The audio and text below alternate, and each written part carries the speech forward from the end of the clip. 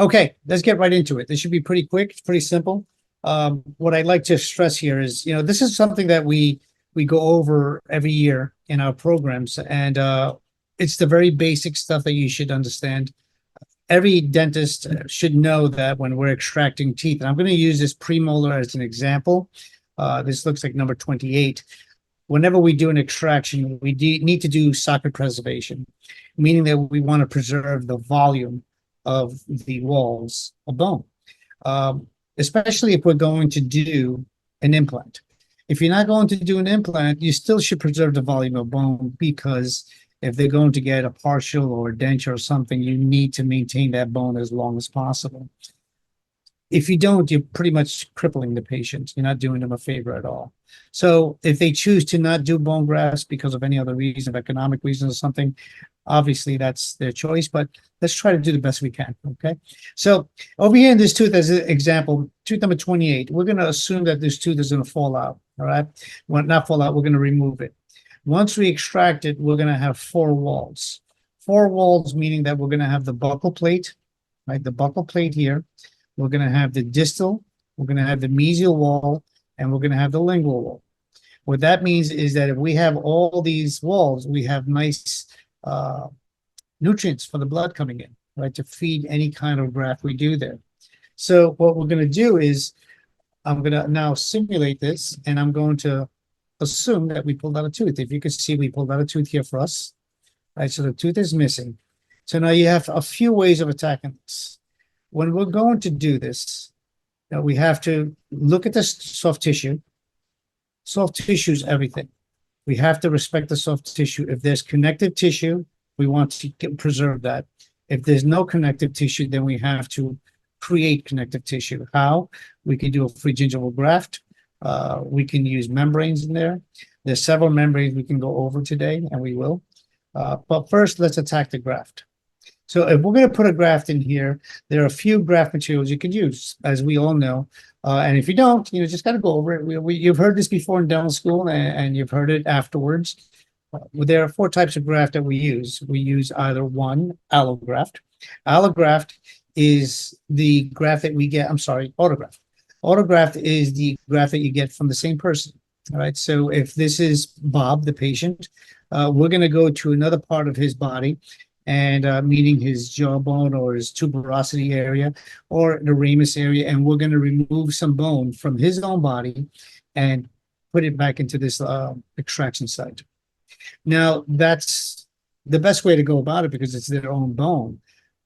Problem. The problem is this, is that when you're going to graft this site, okay, the receptor, the receiver, or receptor, and we're going to get a donor site, that means you have to do two surgeries.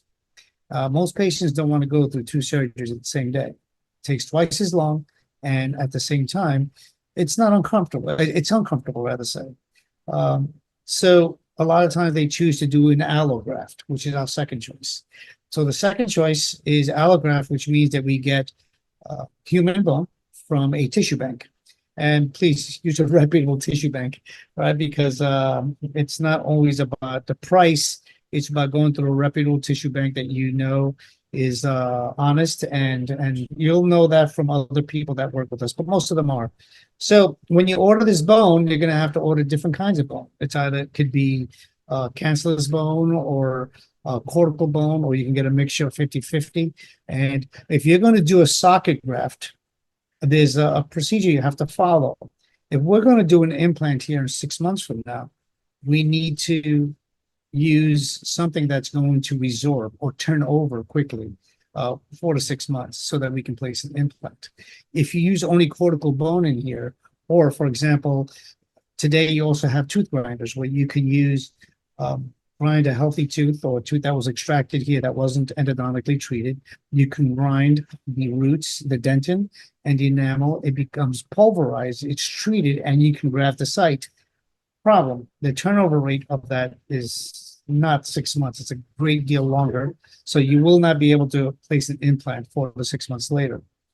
If we do an allograft, which is cadaver bone, what we do now is we're adding human bone to this area, and that will turn over in 4 to 6 months. So 4 to 6 months later, we're able to place an implant. in viable bone. Okay. So the next choice would be synthetic bone, right? Synthetic bone, which we call alloplast. So I like to put the A's together: autograft, right? Allograft, and then alloplast. And the word plast, you should remember, is like plaster. Okay. So I just think about it that way because it's synthetic. But it's not plaster, so don't think that. Synthetic, basically, as the word suggests, we are synthesizing this. You're buying bone. So basically it's HA. And there are a number of companies that sell HA, and you have to go towards a reputable company that has the same ratio of calcium and phosphate to the human body, so that the turnover rate is similar to that of the human body. There are only a few companies that do that, so do your due diligence and look at the companies, okay? Because it goes to that old adage: you get what you pay for, right? So let's make sure you do the right thing. And then your last choice would be xenograft. Okay. Xenografts are basically, it's coming from another species. And typically in dentistry, we're going to use bovine bone, which is cow, or porcine bone, which is pig. All right. And bovine bone being the most popular. So when you order bovine bone, it's great. It works well. And today we can add additives to it. So if you're going to use bovine bone, it's wonderful, but you should also incorporate PRF, okay, platelet-rich fibrin. And platelet-rich fibrin, has all these wonderful growth factors, hormones from the body, the antibodies. So the body tends to really accept it, and it goes well with the healing process. So today in our office, in our practice, because of all the science and the literature that backs up the PRF, we use PRF, platelet-rich fibrin, in all of our regenerative procedures. And we combine PRF with the synthetic bone, or, bovine bone, or cadaver bone. Okay. So that's what we do. And you should really, if you don't know enough about it, find out about it. If you have doctors that say, no, it doesn't matter, that's okay. You got to respect them. But my point is that they don't, they probably didn't look into it. Okay. Because all the literature proves that it helps.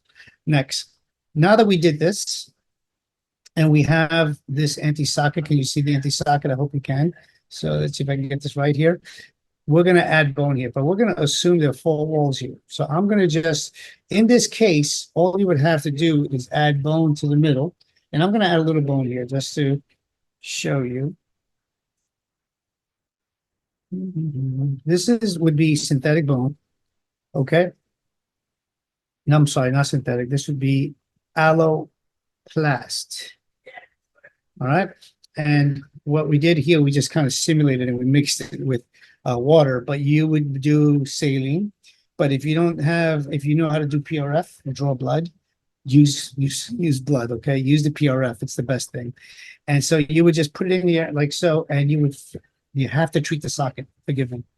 When you treat the socket, once you extract the tooth, you have to remove the lamina dura layer, and you do that with a diamond burr, surgical diamond burr, and you want to do it with your implant motor. Right? We don't want any air in the extraction socket area.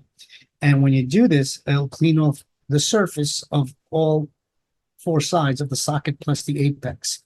You want to do that because you'll see all this soft tissue, the lamina dura, come out. You want to remove that layer so that when you graft bone, it sticks to bone. That's very important. Many people don't do that, and then they don't know why the graft failed.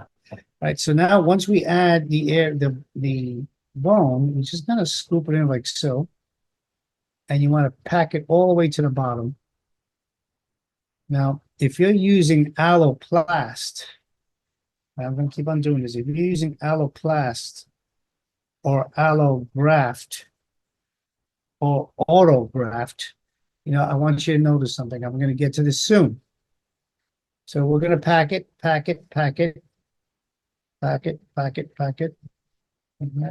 And I'm going to just put it in here like this. Just kind of simulate what we're doing. Okay. What we would do in the mouth. Now, once you have this, what I need you to understand is that looks great. You're happy you've done a nice graft. You're all excited about it. But if you send the patient home this way, it's going to come back infected because this bone here, what I'm using right now is allograft, is not made to be exposed to the oral cavity. We can't have that. We can't. So we have to cover it. How do we cover it? Now we're going to have to cover it with a membrane. So membranes come in a few different forms. So you have a membrane that's resorbable, which means the body is going to absorb it. Okay. Now you have different resorbable membranes. They are either going to be, if it's just a regular collagen membrane, not good. Okay. That will last only about 7 days and it actually acts as a conduit to infection. So we don't want that. We want something that's going to last, a few weeks. And there's several resorbable membranes that last a few weeks to a couple of months. But problem with those, and I'm going to show you this also. Where is let me find my little membrane. Where did my little membrane go? I lost my membrane. Somewhere around here. I had a membrane. All right. I'll find it. So what happens is that when we put a membrane here, now we're going to have to reflect the gingiva. So this simple extraction now is becoming more of an aggressive procedure where we have to reflect on the lingual, reflect on the buccal, and now how we're going to do this without lacerating it. So we're going to have to also open a little bit on the ridge so that we don't lacerate the area. Once that's open a little, now we can open it like so, and you're going to tuck the membrane in. Let me just get myself my membrane here, and we can use anything we want. I have a membrane available. So I have some sample membranes here, and you have to also do your due diligence on membranes. They usually come double sealed. And they're not very big, so you have to make sure you order the right size, the correct size. This one here is a sample that the company gave us, and I use something that's a lot bigger than this. All right, but this is an amnion membrane, amnion tissue, and what's nice about that is that it is allowed to be exposed to the tissue, but not for too long. So when you do this, you're going to have to do some work. You have to tuck it in. And when you add this to the body, it's messy. It's very, very messy. It doesn't allow you to place it the way I'm doing it right now. And it sticks to everything. As soon as it gets wet with tissue, or with blood, rather say, it just sticks to your instrument, sticks to everything. So you have to be careful, and you have to have a good assistant that is kind of used to working with you. You see how it's sticking right here? And that's just water. Imagine if it was blood. Once that's there, you're going to put cross sutures around so you can kind of hold it in place. So can you see that? So that would be a graft. So now you have to start thinking about things. Sometimes people don't want to charge for the graft, but we just spent money on bone material. We spent money on a membrane. All right. Not only that, this procedure is going to take you about, at the beginning, maybe about an hour. Afterwards, maybe about half an hour. Right, and sutures. So there's a lot of material going in here. And sometimes the expense to save one tooth or to save one socket, it's a little expensive for the patient. So that's this is a resorbable membrane. Next. If we go to a synthetic membranes are great. The problem with synthetic membranes is if we use a synthetic membrane, we're going to have to remove that membrane in about 3 months. It can be anytime you want, but we don't have to remove the membrane. And if we remove that membrane, that means you have to go through another surgical procedure. Right? And so that's why we have to be careful. So let's assume that this is our synthetic membrane. If we're putting our synthetic membrane in here, and you can get, they're very, I don't want to name companies, but there are a lot of different synthetic membranes you can get, but they're basically cytoplasm or PTFE, right? And a piece of PTFE is nice because, you know, it's like any kind of Teflon, it's not going to resorb, and you place it in there and it heals nicely. So you have to go this way. Your assistant's going to have to hold it on this side. Since you lifted up the lingual, we're going to place it on the lingual and go underneath the tissue there too. All right, so this is not as simple as you may think. You have to tuck it away there. Remember, the lingual tissue is very soft, very thin. It's like tissue. Once that membrane's in there, once again, you're going to have to place sutures crossing over. I like to do a modified mattress, and you close everything up and it holds the membrane in place. When it holds that membrane in place, don't give Paradex, all right? You should prescribe something called Stellar Life, which is great stuff. And that will help them tremendously with the healing. And now you leave that membrane for how long? You want it to be in there for at least 2 months. If the edges start to show, that could be a problem. It used to be a big problem, but today, since we mixed our bone with PRF, we're okay. All right. Next, if you don't use alloplast and you start using a synthetic bone, synthetic bones come in different kinds, okay? And synthetic bones, once again, I use different materials, but there's one company I use personally. And I guess you can always text me on that if you want to at 516-852-1386. And if you do that, I can tell you what I use in my office and what the literature offers. Because I only do things that are reproducible and it's defended by the literature. So let's assume now that this is synthetic bone. If that's synthetic bone, okay, we use something, I'm going to tell you what we use. We use something called Osteogen plug. And the reason why I use Osteogen plug is because it's allowed to be exposed to the oral cavity. So in other words, I do not have to get primary closure. And that's a game changer, because instead of trying to tuck in a membrane and place all this other stuff and have the other added costs of membranes, I just mix up this alloplast, okay, synthetic bone, and I mix it up with the PRF, which has growth factors in it and antibodies, and I place it in here. Obviously, it's the same patient's blood, and we place it in there. All that's just going to heal. What happens now is the fibrinogen starts to coagulate, and once it coagulates, it forms a scab. Right? It's just a normal process. And now once it starts healing, we don't have to have a primary closure here, a primary closure, sorry. We just need to have a stable graft. I still like to put sutures in because I like to put something over the graft, holding the tissue together also that way, because you never know. They're going to go have a piece of toast or something. It may bother them. Remember, you have to be a little sympathetic with patients, okay? And that's it. Once we do that, we're golden. That's all I had to do. No membrane, closure, done. You have to pre-medicate and then medicate afterwards. Anytime you graft a site, you want to medicate for 7 days. All right. If you're going to place an implant, you're just got to pre-medicate. Right. But every time you graft a material in there, you're going to have to medicate for a week. And that's what we're looking at. How was that? That wasn't too bad, right?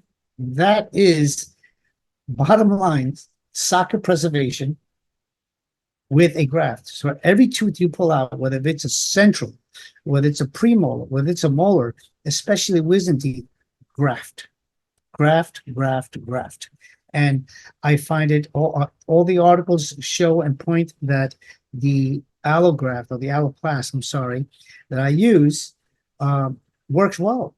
And it's a game changer. It's a game changer, and I'm not trying to sell anything, but I am saying that this is what we do, and we only do what's proven in the literature. So I can't get any more basic than that. All right. So if you have any questions, you call me. I'm Dr. Mike Calderón. Everybody knows me as Mikey. And I'm over here in West Islip, Long Island. Really appreciate you giving me attention for these last 10 minutes, 15 minutes. I don't know how long it took, but that's exactly how long it takes in the office. You can do this all day long. And I can talk about the math, but if you charge X amount of dollars because you do these big grafts, you can actually go to half price and use this material, and you can do this with all your extractions. So do the math simple. If you do, let's assume two extractions a day, you work 5 days a week, that's 10 extractions a week. 10 times 10, 10 times 50 weeks, that comes out to 500 extractions. All right. So 500 extractions a year. So if you do 500 extractions, whatever X amount you charge for a bone graft, you multiply that by 500. Every extraction that you just did just went up by X amount of dollars because you did 500 extractions and the bone graft is X. So, and it's really, really reasonable, really, really reasonable. Yeah, it's a no-brainer. So I'm here to help you. I'm here to make sure you do things appropriately with what the literature says. And I'm open for questions. You can always text me at 516-852-1386. As you can see that I have, my Yomi robot. I love to talk about my Yomi robot. I'm out here in Long Island and I'm the only one, the company just told me I'm the only one in Long Island that has the Yomi robot. So if you want to try that animal out, you can give me a call also. Yeah, let me help you. I got to the point of my life that I like to help. All right. It gives me pleasure knowing that you're doing the right thing. And one day when I'm 80 years old, you'll point at me and tell me, hey, that little guy, Mikey, he helped me out. All right, guys. So everybody, thank you for keeping in touch here. And I hope you enjoyed this. And next time we'll go over the next basic, simple thing to increase your productivity and get those student loans paid, or college loans paid for your kids, or the weddings, something. Okay. Peace out. Ciao.